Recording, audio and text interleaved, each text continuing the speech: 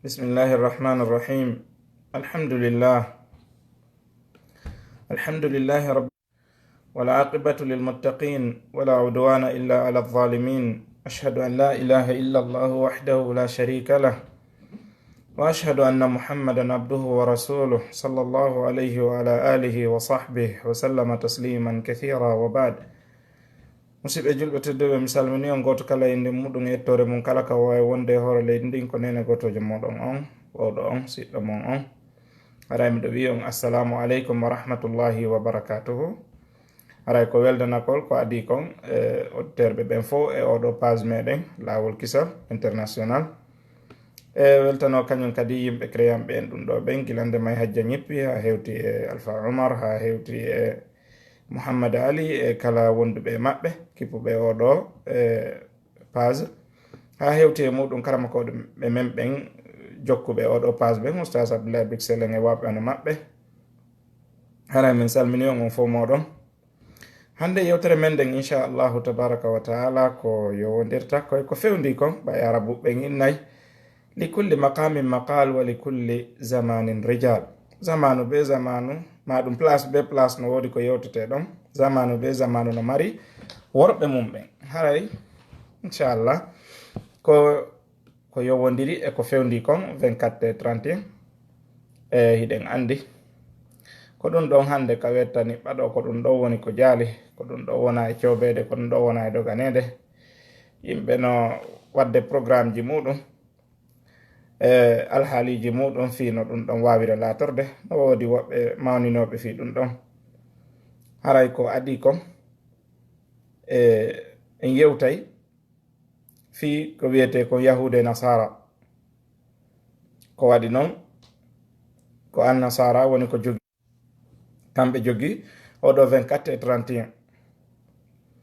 joni noon hande jokketen goɗɗo hiɗen duwa andude ko hombo woni on neɗɗo taho e meɗen. ko waɗi noon de ɗa welda e goɗɗo wo ko hasi kon defay andugol ko façon neɗɗo hombo wonɗa e gollude. ko non woniri kadi si a jombay a tefay andugol ko hombo wonɗa e jombude. ko non woniri kadi si a jaɓay goɗɗo jombe a tefay andugol ko hombo wonɗa e accude jombe. ko non woniri si a waɗa business a etoto andugol oɗo business kon to yaltinoyte si a naati e makko. ko non woniri kadi a etoto andugol neɗɗo mo gollidata e on ɗon business wo ko hombo woni on neɗɗo, ko honɗum woni credibility makko on e hoolare ko jogi kon, e ndimu makko ngun, e jikku makko moƴƴo on, nunɗal makko ngal e peewal makko ngal si wawa gollidude makko. joni noon musidɓe julɓe tedduɓe, Allah joma tabaraka wa taala himo andi en ɓuri en ko anduɗen hoore men kon. ko kanko woni ko tagi en, kanko woni ko addi en ka hoore leydi ɗo, kanko woni ko tagi mofteɗen fof. tagore nden fof ko kanko joma tabaraka wa taala woni ko tagi. si woni o yehi ha o wi makarijo ko ni sifori,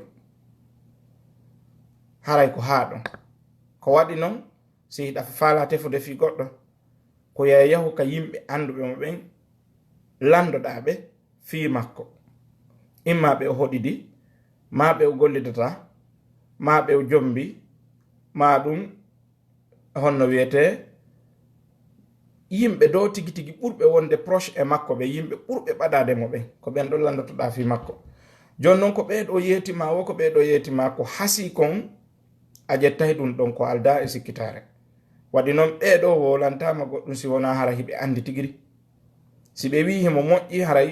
haray himo moƴƴi, si ɓe wi himo boni ko hasi kon haray ellano ton. bimana sina hara on tigi ko contre wowliri, haray ko o wolta kon ko heewi kon haray hino jokki on neɗɗo ko wola e makko kon. joni noon Allah joma tabaraka wa taala walillahi almathalul ala, ko kanko woni ko tagi en. kanko yeeti e wondema alyahuda e annasara ko ni woni ko ɓe sifori e fe onon julɓe ɓe, wattanile e maɓɓe. joni si Allah yewti ɗum ɗon kanko tabaraka wa taala, woni enen en wawi hoolade neɗɗo si o laɓɓini goɗɗo yeeso meɗen. en wawali hoolade Allah. haray est ce que enen en faami? haray ko yo en hutito haqqillaji men ɗi. kon ɗum woni komi fandi joma tabaraka wa taala no wolani en ka nder qur'anare makko plusieurs fois wondema alyahuda e annasara ɓe yiɗa on few. Allah wi lan tarda anka alyahudu wala nasara hatta tattabi'a millatahum. Alyahuda e annasara ɓe weletake ma ha nyandenta jokkuɗa lawol maɓɓe ngol wo, nyandenta accituɗa dina ma kan jokkituɗa lawol maɓɓe ngol wo, ila nden nyande o wonai nene goto, ila nden nyande ɓe yiɗete, ila nden nyande ɓe teddinte, ila nden nyande ɓe ɓantete. Deke kamɓe hiɓe andi ɓe haɓima e fe dina ma kan, bimana ɓe ɓittinima e dina ma kan, ha a acci dina ma kan a jokkiɓe, hande kadi on wonai weldi. ko non woniri Allah joma tabaraka wa taala inni wo alyahuda e annasara ɓe yelota ko abadan fiyo on heɓu moƴƴere. ma yawaddu alladhina min ahli alkitabi wala almushrikina an yunazzala alaykum min khairin min rabbikum. alyahuda e annasara ɓe yeletake pooma yo julɓe ɓen heɓu nafoore immorde allahu tabaraka wa taala.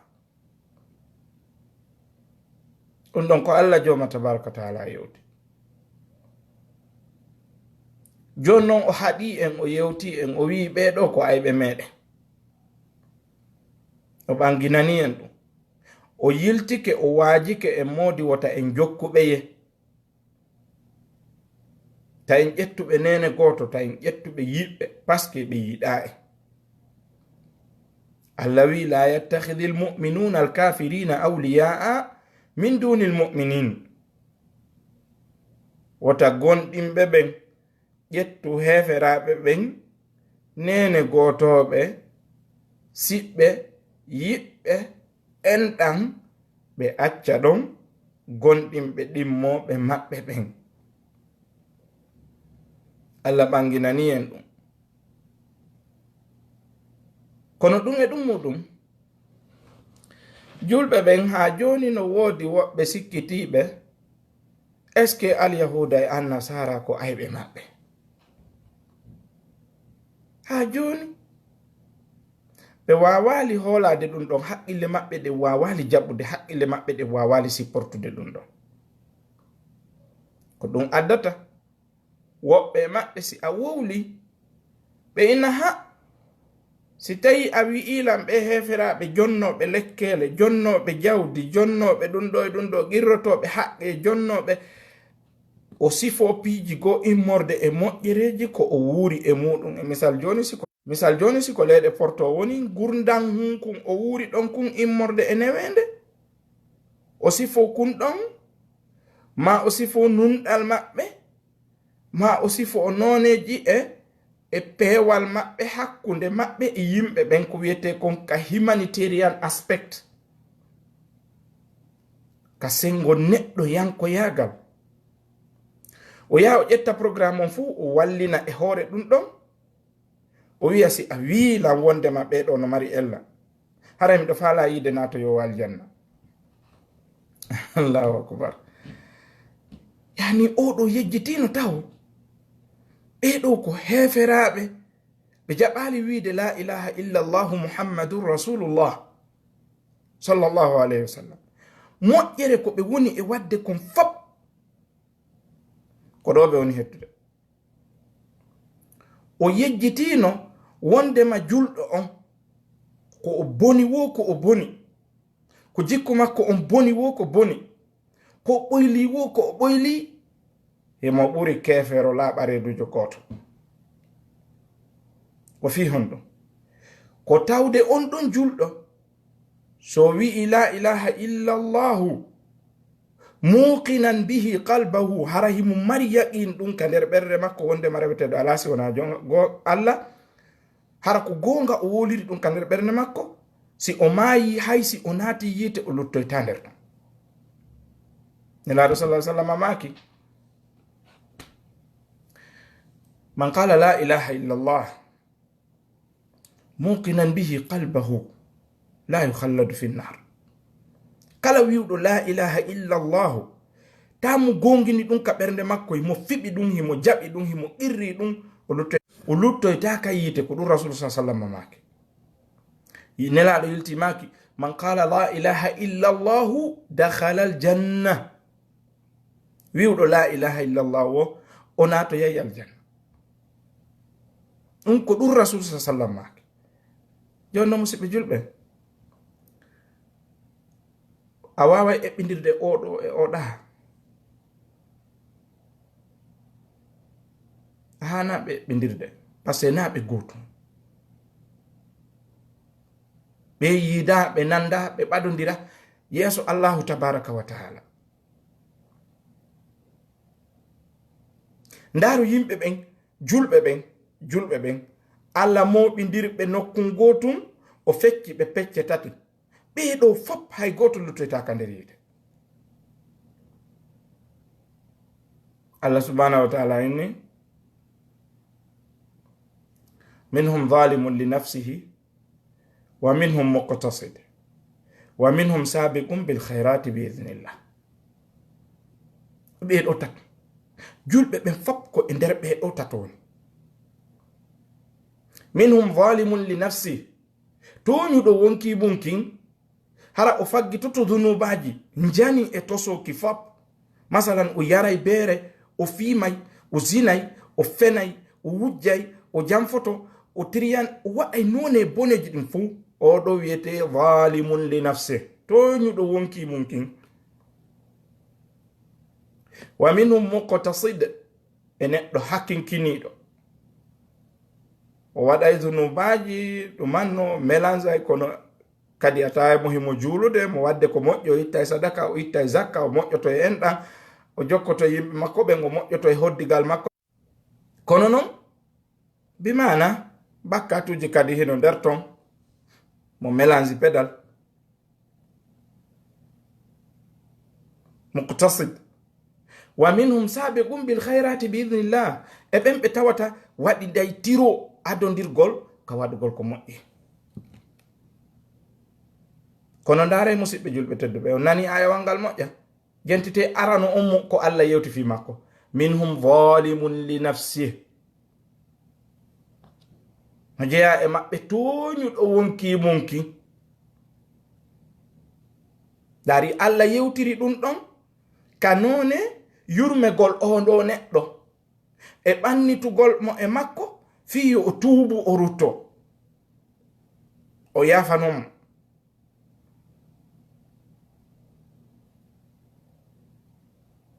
allah subhanahu wa taala wi ono yimɓe ɗuɗɗimɓe waɗugol zunubaji ɓen tuube ruttoɗon e an ya alladhina asrafu ala anfusihim la taqnatu min rahmatillah wo taw taƴo yurmede allah nde inna allaha yaghfiru dhunuba jami'an allah yafuto dhunubaji ɗi fop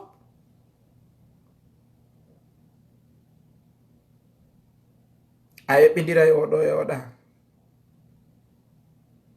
yani kondu wonɗen addirde ɗiɗo taw na wondema en deviyi ka 24 et 31 kono ko wonde yewtirɗen ɗo ko fi ha neɗɗo on anda wondema julɗo on no wayi wade wo kañum e o keferoɗa wonaɓe gotum par ce que no wodi jogiɓe ka perception maɓɓe wondema ɓe heferaɓe ɗo goɗɗo wawata duñugol ɓe pottinaɓe goɗɗo wawata innugol ɓeɗo heɓoyta moƴƴere janggo goɗɗo wawata innugol tigi tigi on ɓeɗo si c'est là ko natiri ɗo il faut ko allah goto wonɗen e rewde donc voilà haray kamɓe kay ɗo haray si tawi si ɓe natoya yite haray on ti famali a famay parce que an a déjà ala jangude Qur'an ça c'est un deuxièmement a anda importance wongol julɗo a anda ko jogiɗa comme valeur mum ɗum waɗi pour le fo tawi sa jonni kanŋe mo andaɗe o wiyay hawnaki ɗum ɗo ka mo ƴakiri haray mi salmitike jama on fo wa aleykum salam wa rahmatullah wa barakatuh haray ɗum ɗo fo si a ndaari a taway julɗo on kanko o wata ɓadodirde e kefere on no woniri wo no woniri ɓe wata ɓadodirde ɓe wata wonde hunde wotere an non joni wi'a la ilaha illa llahu muhammadun rasulullah sallallahu alayhi wa sallam juula wagutuji ma ɗin jowi itta zakka ma on ara waɗa umra hajja waɗa piiji ɗin fof moƴƴoɗa e enɗan teddina yimɓe ɓen qirroɗa Allah yiɗa Allah e nelaɗo makko on teddina sahabaɓe makko ɓen waɗa kiiɗo yangi fof on tuma kadi yiltoɗa wiya 31 et 24 mo wi ɗum kadi ko ella haray mi famali par ce que enen julɓe ɓen kayɗe wadde mawludu. Donc quelle est la différence? Il y a beaucoup de différences entre les deux. Heno certi few there is a quiet difference between the two. Ɗi ɓadodira few, ɗi yida few, ɗi nanda few, bal ɓeeɗa ko kuffar, ko yimɓe heferaɓe. Jonno ina no tayinu goɗɗo kefero ko Allah andi moƴƴuɗo yawmal qiyama. Tayyib Allah non inni laqad kafara alladhina qalu inna allaha thalithu laqad kafara alladhina qalu inna allaha thalithu thalatha. Woni kefero yalti l'islam siko julɗo hankinu sina o julɗo ɓurti wonde kefero jaɓuɗo wonde ma Allah ko tato. Kangle kon no ɓe wiyata ko Trinity, God the Father, God the Son, and God the Holy Spirit. En français ɓe wiyon honno le Dieu et le Fils et le Saint-Esprit. Trinity thalithu thalatha. Jonnon neɗɗon so gonɗini ɗum ɗon si o gonɗini ɗum ɗon an a yahi a jokki on e konko o gonɗini ɗon a jaɓi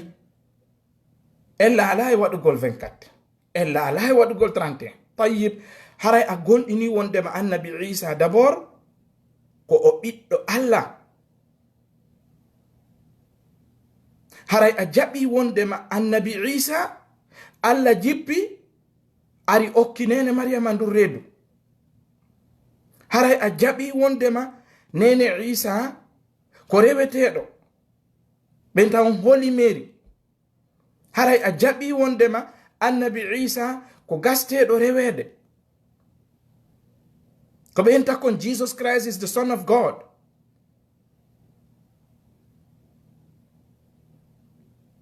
Haray a jaɓi ɗum par ce que ɗum ɗo fof ko yowodiri ko e fe makko. Haray a jaɓi ɗum ɗon haray a qirrike ɗum. Jonnon nelaɗo sallallahu alaihi wasallam no yetino en ko laaɓi pos wondema ko pellet aroya e zamanu nde yimɓe ɓen jok aroya e zamanu nde yimɓe ɓen jokkata ɓeɗo. Rasul sallallahu alaihi wasallam yetino en ɗum ngalɗina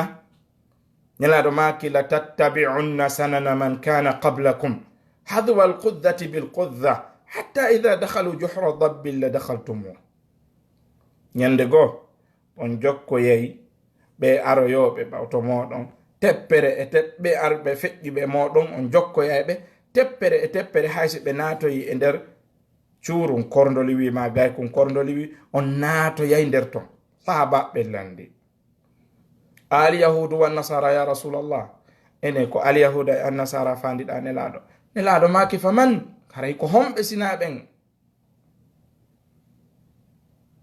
ko homɓe sinaɓen. Idan haray neɗɗo on yo hulu Allah tabaraka wa taala o anda kon ɗum woni ko faala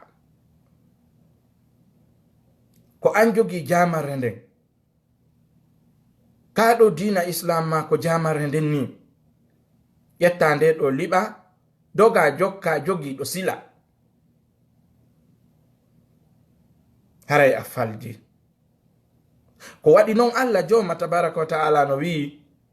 inna dina inda allahi l'islam dina kanka joma tabaraka wa taala ko l'islam wa man yabtaghi ghayra al-islami dinan falan yuqbala minhu wa huwa fil akhirati min al-kafirin. Kala arduɗo e goɗɗum ko wona dina nyande dargal o ƴettantake ɗum ɗo. Haray kadi hemo jeeya e yimɓe perduɓe nyande dargal. Yalla dandu en ɗum ɗo. Jonnon an jokka ɓeɗo sa jokkiɓe a waɗi imitate a ñentiniɓe jento natija ko rasulu sallallahu alaihi wasallam maki ko nelaɗo maki man tashabbaha bi qaumin fa huwa minhum. ñentinɗo yimɓe o mayen ɗon o tubali mo jeeya e maɓɓe. Nelaɗo maki nokkugo man tashabbaha bi qawmin hushira ma'ahum, kala ñentinɗo yimɓe jokki ɓe ko ɓe woni e mum kon o yemmindinoyte e maɓɓe ñande darngal. ɗum no laaɓi ko ɗum waɗi nelaɗo sa sallam maaki almar'u maa man ahabba, neɗɗo on o wondoyay e on neɗɗo mo yiɗuno. sa yiɗi a welama ko ɓe woni e wadde kon, c'est à dire a confirmi ko ɓe fiɓi kon, ko ɓe jaɓi kon, ko wondema ko ɗum ɗo woni diina maɓɓe kan, a confirmi wondema ɗum no selli, hino dagi, hino hani, no duwa waɗede. hay si an non a yahaali ton, mais bon an a ya ella e muɗum. ko ɗum waɗi e 24 a sodanay ɓiɓɓe ma ɓen conci, a defanay ɓe ñamete welɗo, a yaltinay ɓe kamɓe e ɓeygu ma yahun e place ji ma ɗum, yahun e hôtel ji ma e restaurant ji, yahun jindon juste bon a yahaali ka église, bon a yahaali ka ɗo e ɗo e ɗo, mais kono tigi tigi an kay do ya udditan ɓeygure ma nden ɓe enjoy no nde ñande ɓe ɗumanno. nelaɗo sa sallam maki innama al a'malu binniyati wa innama likulli imri'in ma nawa, golle ɗen fuu ko anniye on ɗe yoɓirte. sa yaltininde ñande ɓeygure ma nen tawi a wowano ɓe yaltinkon, kono a yaltiniriɓe saabu nde ma a sodaniɓe conci nde ñande ɓay saabu ko 24, ma a defaniɓe ñamete labaɗo ɓuri ñamete wowɗo ñamede ka suudu ɗon on saabu nde ñande ko 24 ma 31, ma a yaadi e maɓɓe ka hôtel ma ɗum ka plage fi ɓay nde ñande ko 24, an ko a julɗo an a yata to ɗuma sifa ɗum, fahin haray a waɗi Christmas, haray a waɗi Christmas,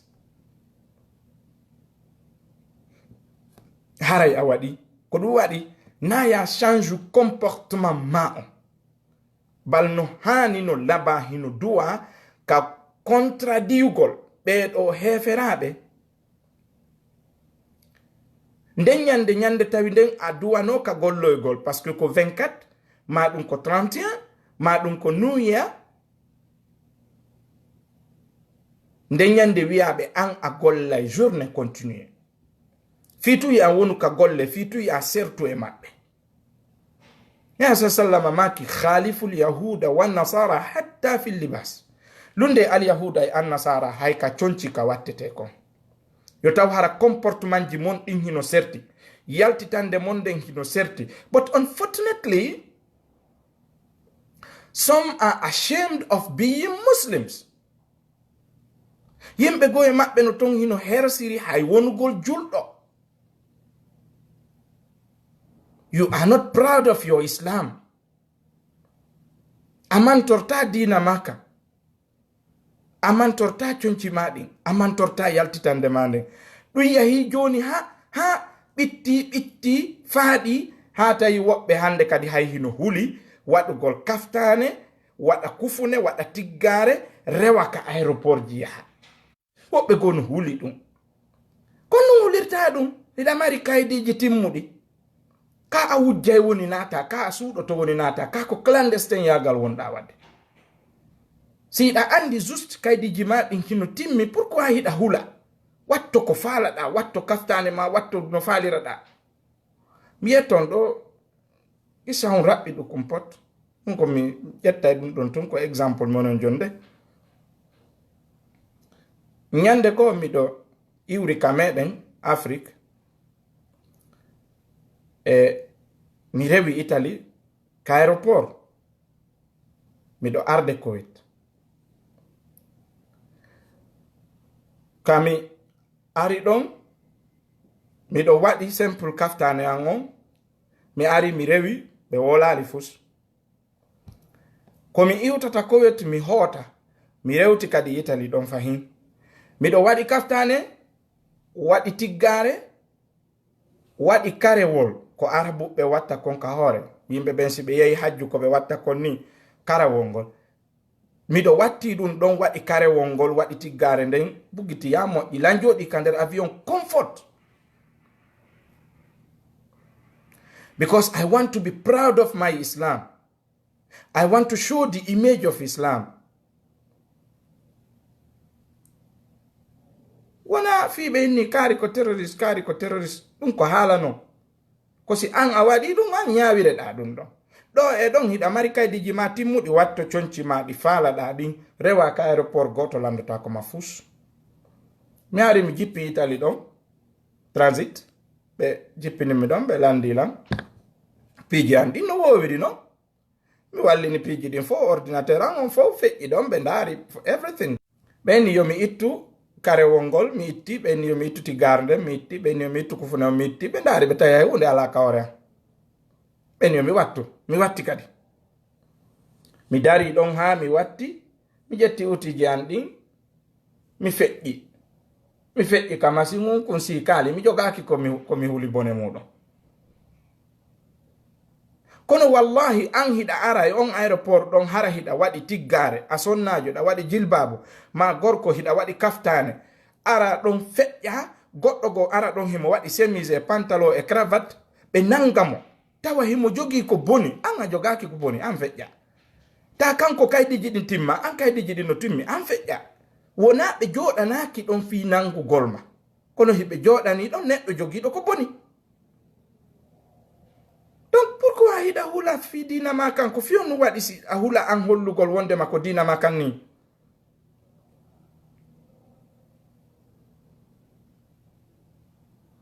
donc idan 24 et 31 ɗum ko fi yimɓe heferaɓe naafi julɗo na ya change comportement ma o non e wono woniri na ya change comportement ma o non e wono woniri siɗa wowi wattagol chemise e pantalon watto chemise e pantalon goto wiyalima chemise e pantalon no harmi goto wiyalima ɗum chemise e pantalon no dagi ko woni tun wota feƴƴin pantalon ma on ka holɓu ndere nelaɗa ko non makiri siɗa wowi wattade kaftane watto kaftane ma on siɗa wowi wattagol jilbabu a sonnajo watto jilbabu ma on siɗa wowi wattagol complet bamako ma an a sonnajo watto complet bamako ma on personne wiyalima ɗum ɗo no harmi hay goto kadi wiyatama no harmi par ce que haray o ala dalil muɗum oɗo waɗi allah wi qul man harrama zinata allahi allati akhraja li ibadihi wattayibat min arrisq landiɓe ko hombo harmini cuɗari allah subhanahu wa taala ko jippinani tagore nden e ko laaɓi dagi immorde e ñameteji kon mbarata harmina ɗum watto no faalirɗa ko woni tun dara rulji islam ɗin ko wi ko yiya mentenu ɗum mentena ɗum ɗon kono holla dina ma kan bal si tawi a holli dina ma kan ɗum no wona sabu ɓe respecte ɓena ha oɗo on dey min ƴettimo golle ahadi o firtata so wi'i leere o hewtay e leere si leere makko o lanni o yehi foddehimo gollude o ala affaire e goɗɗo goo ko golle ko addimo ɗo konkoye ɗum o woni wallahi si julɓe ɓen fuu ko ni waɗi en mba haray julɗo no moƴƴi no wona ɓe jokkatama kono ɓe qirro way wallahi oɗo ko woni e mum kon ɗum ɗo no laba ɗum ɗo no hitti ɓe qirroto ɗum kono si haali tun a fuɗɗike wadde mogo magari a ɗumannu a huli a mapike a jiɓode e dina ma kan ene min ko honno mi gerdata taw o dina islam modi ɗum no ɓittini a wawi noon kadi par ce que 2 ans ɓe waɗante en sariyaji tawata ɗiɗo a wata ɗi tembe par ce que aroya e suumaya susta hoore ɓe soñje maɗum leere julgol ara a wata julde ɓe soñje aroya ɗon noon ɓe na modi terte fi ɓen julɓe goɗɗo ari ɗo e nilan ɗo kañum ko julɗo min jettimo ɗo golle o julata abadan ko ɓe inno toon men no hittini fi dina muɗum menen min mankata ka église menen min nodda e jésus christ nde min faala o kanko noon imo ɗo wo ko julɗo imo teddiri dina makko kanko no juulata fewu wallahi a wawi noon terte christmas terte 24 et 31 christmas e new year wona fi julɗo fes ndaru sattata ngaɗa ha yiyaɓe kamɓe ɓe accitay ko ɓe woni kon ɓe ara ka dina meɗen ɓe tawta en julde donkin ma julde jom no wiyete julde donki ma julde sumaye ma ɗum e juma ma ɗum ɓe ara ɓe tawta en ka hajju a yiyata ɓe waɗa ɗum abadan et puis ɗum ɓe changirta ɗum ɗon ko ɓe woyi ñamude kon ɓe yaltinirta ɗum ɓiɓɓe maɓɓe ɓen balɓe ɓe taƴirta ɗum golle maɓɓe ɗen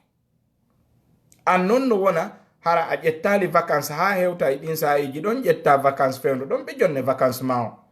kono wondema ko ɗum ɗon ɓe jonnirma vacance yo ɓe ndaare pin ɓe namodi jonnen o vacance ɓay himo hewti ka fête ji maɓɓe kamɓe kadi hay sino wadde ɗum e onon wonɓe leyɗe porto ɓen waɗoɓe ɗum no fanɗi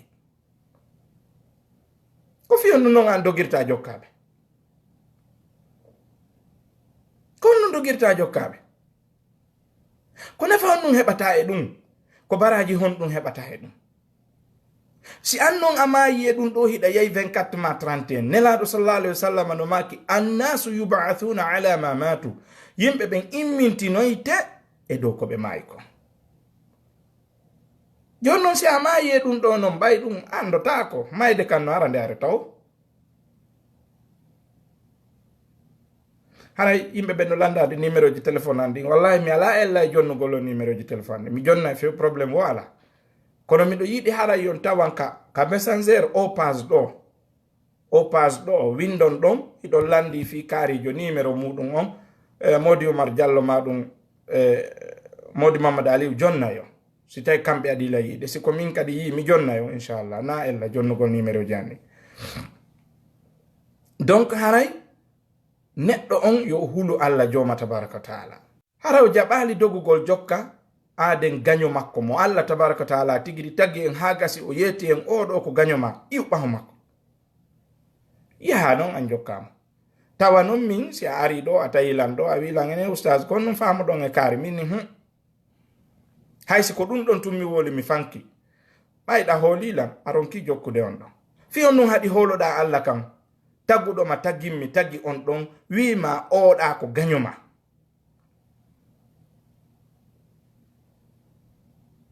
Allah wi takadu samawatu yatafattarna minhu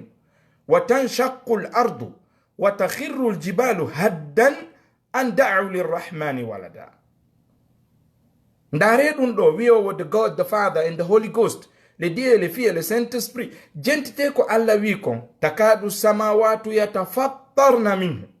eɓɓi asamanuji ɗi nde lancoto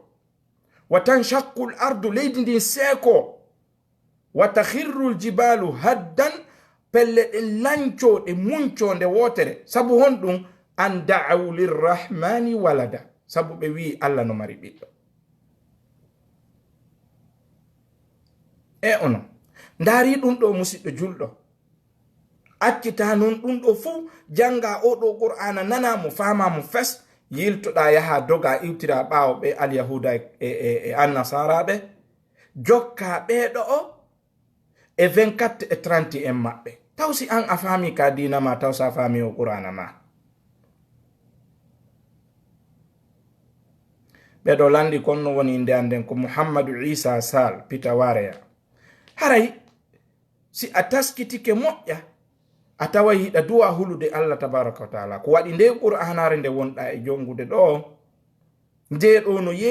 no yeetima ella wiwgol wondema Allah no mari ɓiɗɗo konno non doganta jokkaɓe Allah wi laqad kafara alladhina qalu inna allaha huwa almasihu ibn maryam woni kefeero yalti l'islam kala wiwɗo annabi Isa ko Allah Allah inni wama qataluhu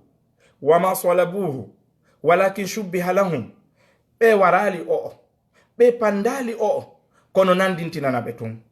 Allah yilti wi'i kadi wama qataluhu yaqinan ɓe warali mo ka tigi tigi ɓe warali mo ka gonga ɓe warali mo ka haqiqa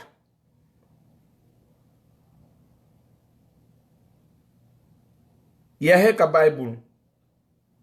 ndaron ko hay ka Bible re maɓɓe ɓe wawali fottugol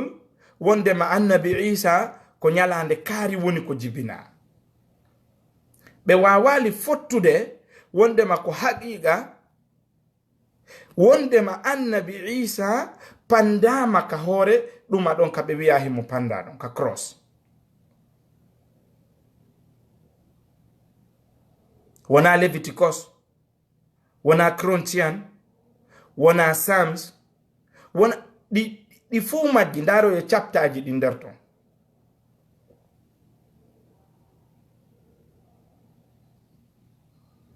haray woɓɓe no landi ɗo si tawi ko lemiro woni ka men hi ko ton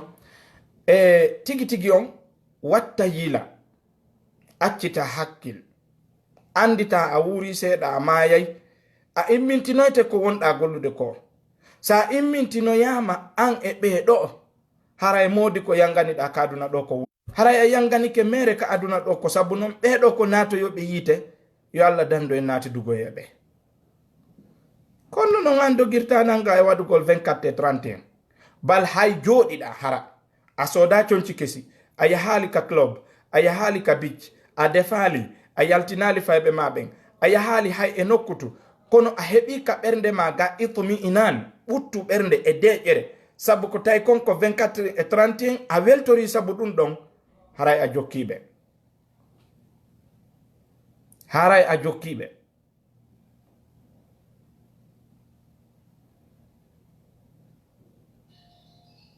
haray a jokkiɓe ɓeɗo landi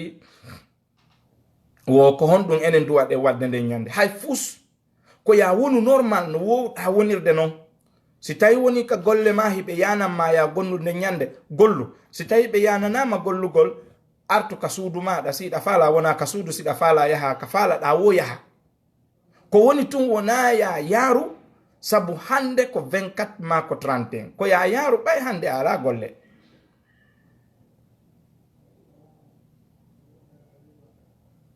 haray on tino duwa hulde Allah joma tabaraka taala. Allah wi qul huwa allahu ahad allahu samad lam yalid walam yulad walam yakul lahu kufuwan ahad. ala reweteɗo si wona joma tabaraka taala kanko tun. o wi ko kanko tun kadi woni ton. waɗi o addani en oɗo qul huwa allahu ahad, huwa allahu ahad, kanko goto pet. o yehi ley ton o wi hon ɗum, o wi lam yalid o jibinali, walam yulad o jibinaka. ko nun non ɗaɓɓanta goɗɗum go ko hiɓɓidirta e oɗo Allah subhanahu wa ta'ala. ay onti yo hulu Allah o wattana ila al yahuda e an nasara ɓe falaka ma few, ɓe haɓay woni fi mulugol dina ma kan. si an non a heɓanali haqqile ɗum ɗon ƴoyta a bonirte hara anda.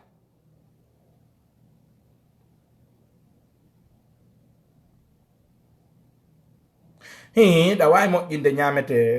ex Malcolm X Malcolm X, hiɗa wawi moƴƴinde ñamete no falira ɗa wo defa ko wowi, kono no wowiri noon hara a changeali fus en laala hay yaltugol siɗa fala yaltay. ko woni tuyo taw hara naafi ɗum ɗon yaltimma, na ya change few, na ya change wonu no wonirɗa noon. ɓeɗo yimɓe ɓe falakama kadi noon na sabu ɓe falakama wonɗa akkirde, ko sabu ɓe yeddi joma tabaraka wa ta'ala, ɓe wowli ko ɓe hanano wowlude.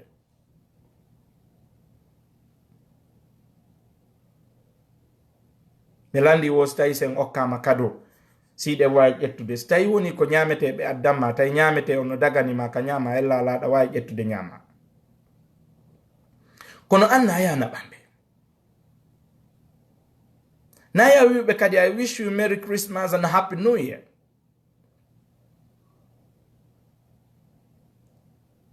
joyeux anniversaire alato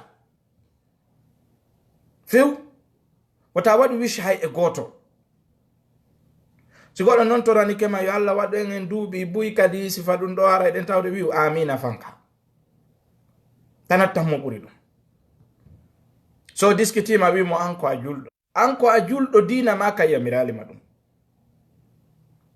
dinaji ɓe ɓawo ɗo yahuda e nasara hiɗe mari ñawore muɗum ka nder islam, hino fecca categoriji tati. catégorie arano goɗɗum ari ka nder diina maɓɓe ɓe yamira ɓe wi'a yo ɓe huwu arɗen daarituɗen ka nder diina meɗen tawi diina men kan no yamiri en ɗum ɗo ko sariya meɗen ko yo en gollitir. Goɗɗum ari ka sariya maɓɓe heɓe yamira yo ɓe huwu ari ka diina meɗen diina men ka wita en waɗu few ɗum ɗo wona ko meɗen na yen waɗu. Goɗɗum ari ka diina maɓɓe diina kan maɓɓe kan kamɓe woli fi muɗum wi yo waɗe ari ka diina meɗen diina men ka wolali hay hunde wi'ali yen waɗu wi'ali yen accu ɗum ɗo ɗe wawi wadde. Joni non ko ɓe woni e wadde ɗo ko bible je maɓɓe ɗen e hoore mum old testament on won new testament on won fof no waɗi condemn ɗum ɗo. Old testament on o wawatano condemnude ɗum ɗo par ce que ɗum ɗo ko ɓawto makko ari sabu old testament on ko deftere annabi Musa nde tawrata Musa ko ɗum waɗi ɓe nande di Tora. Injil Isa on ko deftere annabi Isa nde kono ɓatum ɓe sansi e nder tawrata Musa on ɓe sansi e nder tawrata Isa on ɓe fo majje ɗe kondemmi ɗum ɗo ko ɓe woni mum ɗo ko na ko selli. Ko waɗi noon dottaka wondema annabi Isa ko le 24 jibina dottaka wondema tabiti haqinqini selli wondema annabi Isa o pandama ka cross ɗo kamɓe hoore maɓɓe ɓe wawali fottude mum.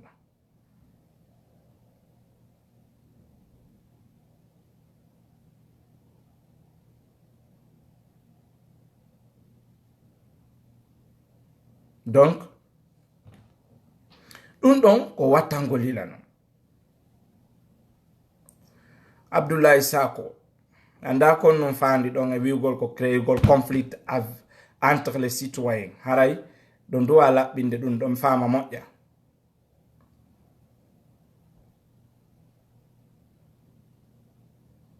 Way miɗo duwa wolude fi religion men on ko fi religion men on goye moni wolde wona fi chrétien ɓe mi woni wolde modi Abdoulaye Sako no gasaraw non on nanali yewtere anden ka fuɗɗode ko mi woni e yewtude fi mum ko rentingol julɓe ɓen e jokkugol ko wiyete comme 24 et 31 ko fi dina kam woni wolde fi mum. Si tawi non woni ko wowlugol fi affaire chrétien ɗum ɗon Zakir Naik en no ton Khalid Yasin en no ton Ahmed Dida en no ton e wawɓe no maɓɓe na ɗum min mi woni wolde mi rentina e woni julɓe siɓɓe am ɓen jokkuɓe diina l'islam hooli Allah e nelaɗo mum on yo ɓe rento e ko wiyete comme 24 et 31 ɗum ɗon non mi wowlay fi muɗum par ce que ɗum ɗon ko diina anno mi wowlay fi muɗum wattingol yila julɓe ɓen e jokkugol ko tawata ɗum ɗo wona ko concerni ɓe par ce que 24 et 31 concerna julɗo fes concerna julɗo wona diina makko na hunde ko duwa jokkude. Onon tigiri onon modi Abdoulaye Sako ngayni wolde on inni ka diina meɗen joni est ce que 24 et 31 ko diina men kano windi ka qur'ana ma ka hadis ne laɗo sallallahu alaihi wasallam 24 et 31 no ana jokkede ɓay annabi Musa annabi Isa no adi ne laɗo no wodi ka windi ka nder diina meɗen wondema 24 et 31 no ana jokkede ala. Donc min si miɗo wolde ɗo ko fi l'islam mi woni wolde ko yimɓe ɓe andanɗa hoorema ko julɓe ɓen mi woni rentinde yo rento e ɗum ɗo wattana yila hunde nde wona ko concerné ɗum ɗolle kadi ko ɗum hay kamɓe heferaɓe e hoore maɓɓe hiɓe laaɓa wondema ɗum ɗo concerna en enen hiɓe andi kamɓe tigiri si en jokkiɓe hiɓe andi ɗum concerna en jokkuɓe tun.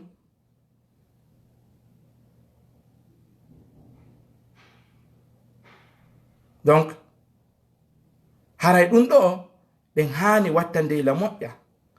Jangen qur'anare men nden faamen nde. Allah inni fa'budullaha wala tushriku bihi shay'a. Rewe Allah yo wotan kafido e makko hay e hunde. Sa jokki non wonɗo e kafidude e Allah on, est ce que haray a kafidali e Allah? Nelaɗo maki man tashabbaha bi qaumin fa huwa minhum. Nandintiniɗo yimɓe o koye maɓɓe jeya. Man tashabbaha bi qaumin hushira ma'ahum. Kala nandintiniɗo yimɓe o immi e 24 e 31 haray a nandintinike e annasara. Haray a nandintinike e annasara. Ko ɗum ɗo watta très attention e muɗum. Ɓeɗo ɓe hiɗama ɓe falaka ma. Ko ya watta yila e ɗum ɗon. Janga qur'anare ma nden fama wonde ma Allah subhanahu wa ta'ala no inni innahu man yushrik billah faqad harrama Allahu alayhi aljanna wa ma'wahu an-naru wa ma lidh-dhalimina min ansar. Kala shirkanɗo Allah o maayi e ɗum ɗon o tuubali haray Allah harminanimo natugol aljanna. Werde makko nden ko yiite a tawantake toñoɓe ɓen ballo. Ɗum ko ɗum Allah wi ka Qur'an. Jon non est ce que musidɓe julɓe ɓay ko onon faami hiɗon jogi haqqillaji. Min ko haqqille am min tummi woni yewtude, kono onon ɗon ɓurilan haqqillaji ko onon jentiti, ko onon famata ko mi yewta kon. Min wonɗo yewde no gasa miron ka andude ko mi yewti, kono onon jentiti ɓen hiɗon famude ɓuri min ko moni yewde ko. Musidɓe julɓe tedduɓe, on yii shirku ha hande mawnuɗo hulɓiniɗo dangerenniɗo ha hewti wiwgol Allah ko taton. Bal ala e nder corteji 114 ɗin ka nder Qur'ana fop ka Allah wi'i takadu samawatu yatafattarna minhu wa tanshaqqu al-ardu wa takhirru al-jibalu haddan. Eɓɓinde asamanuji ɗin lancoto, leyɗele ɗen seeko, pelle ɗen lanco sabanede makko ɓe noddide Allah ɓiɗɗo kon. Ala hay nokku e nder Qur'ana on corteji 111 amin corteji 100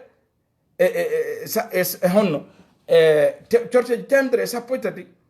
ɗiɗo corteji fuu majji ala hay e nokku to ka Allah subhanahu wa ta'ala wowli fi ɗum ɗo si wona ka ɓe wi ɗon Allah ko tato. Ala joni noon ko honnum jokkirta ɓen ɗon,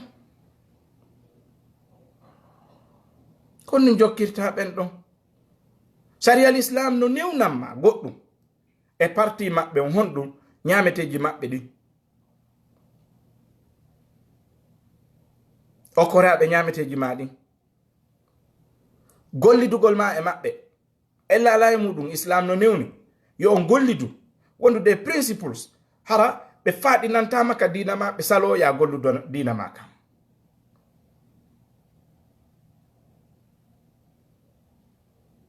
Donc ko ɗum ɗon wattanta ila e muɗum. Modi Diallo ella ala si ɓe okki on kadoji nde ƴettoton si ɓe moƴƴinani on ñameteji ɓe naɓani on ma ɓe noddi on yon ɓado ñamon si tawi woni ñameteji ɗin no dagani on haray ɗo wawi ñamude ɗi haray ella ala e muɗum inchallah taala. Subhanallah. Idan ɗum ɗon ko hunde nde tawata Allah subhanahu wa ta'ala no tikka fi muɗum foto wiwgol Allah ko tato. Ala ko Allah seytinta ha hewti ɗum ɗon. Ɗum ɗon non yetten exemple e hoore meɗen enen. Yetten exemple e hoore meɗen piyana misal draɓɓal pot. Joni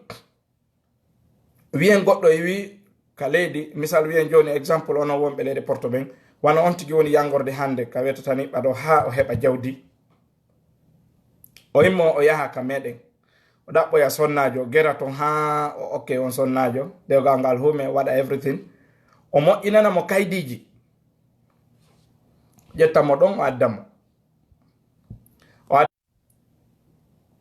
on ɗon accitamo kanko modi makko o nangodira e goɗɗo goɗon ɓe wona ɗon. Ansi a humpitike 114 e corteji mi wiyayno ha Aisha on jarama e kono woni goɗɗo no wawa ɓantude ɗengal mum ngal goɗɗum go sora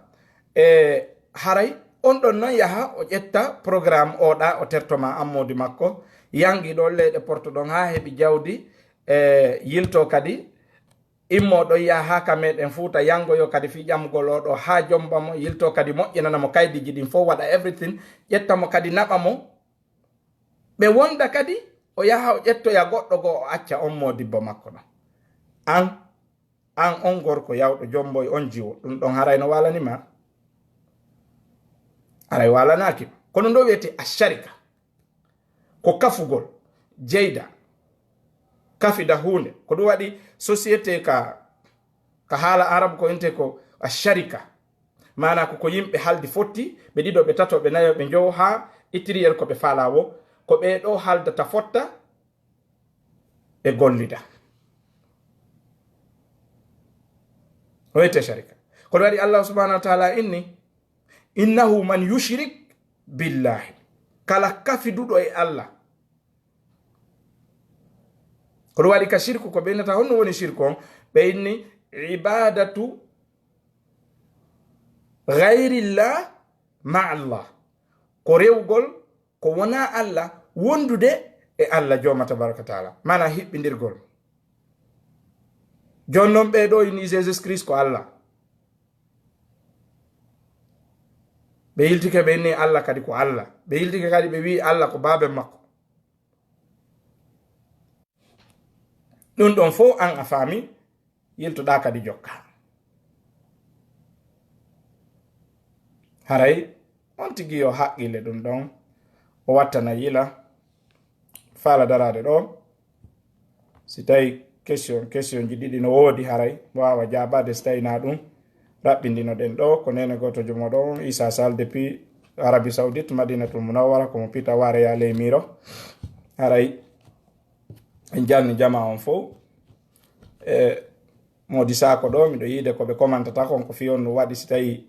e yewtude fi 24 et 31 acca ɗon jokka yimɓe ainsi de suite kono almuhim goto kala no mari feere mum nden goto kala no mari idée mum on goto kala no mari ko famata e yewtere goɗɗo kon ɗum ɗo ngalɗina hawnaki hulɓinaki kadi waɗi noon nelaɗo sallallahu alaihi wasallam e hoore mum allah jama tabaraka taala woli ka qur'an ɓe arayno ɓe jentito yewtere ma nden ha ɓe gayna ɓe yalta ɓe yaha ɓe contradia ko yewtuɗa kon ma ɗum ɓe yaha ɓe eggana ɗum ɗon e yimɓe ɓe jaɓali l'islam ɓen haray yani ɗum ɗon na ko hunde ngalɗinde noon haray a yewtirta ɗo kadi fi obligatoire man fi yo yimɓe ɓen fof welto ko waɗi noon nelaɗo sallallahu alaihi wasallam wawali weltinde jama on fof haray na min na an na goɗɗo go wawata weltinde jama on fof a wawata kadi yewtude ɗo fi yo jama on automatiquement ƴettu ko yewtuɗa kon ko waɗi noon nelaɗo sallallahu alaihi wasallam yewti ɓe wuri ɗo duuɓi 50 e duuɓi 3 ɓe wawali e nadude fof e l'islam sina ɗum bappa maɓɓe natayno l'islam ko waɗi noon ɓe yawno ha ka danki ɓe wiya ammu qul la ilaha illallah uhajju laka bihi inda allahi yawma alqiyama bappa wiye la ilaha illallah mi ƴettana on ɗum ɗon garanti yeeso allah ha nato yon aljanna ɗum wawano marsude idan haray wona min wawata fewnude fof ko non woniri kadi allah wi la tahdi man ahbabta walakinna allaha yahdi man yasha a wawata fewnude jama on fof ko allah fewnota mo faala o pewal ngal koye jowɗe allah tabaraka wa taala woni ko kanko kadi naninta haray si goɗɗo setini e ɗum ɗo haray mi sikkaminmi ɗo tukki ɗo goɗɗo directement en wolay woni généralement koko woni ka dina meɗen wonɗe yewtude haray ɗum tampintalam min hay hunde inchallahu taala en hawrodiri ɗo ay woɓɓe ñande goo e yewtereji goo tawi ɓe hoyna yewtereji hoyreji hulɓiniɗi kono ɗum ɗon hatta inchallahu taala min yewta ko waɗɗi men kon yer ko min andi kon on ti noon etoto hara wowlata ko tata ɗum ɗo na ko yowodiri e qur'ana e sunna bi machiyatillahi tabaraka wa taala amma weltingol fof ngol ɗum ɗo waɗɗakilam haray ko ɗum ɗo wonno komi faala hewtinde si tawi en hewti ɗo en wawa yondinorde ɗum ɗo haray fof mum wano fayin yimɓe ɓen landade numéro ji andi wano mi wiri noon ellala e jonnugol numéro on tawe lanka messenger ley haray mi jonna e ɗon on tigui numéro an on inchallahu taala ma numéro ji an ɗin fof ɗimi connectorta ɗin e numéro ji an saudi ɗo ɗin fof mi jonna inchallah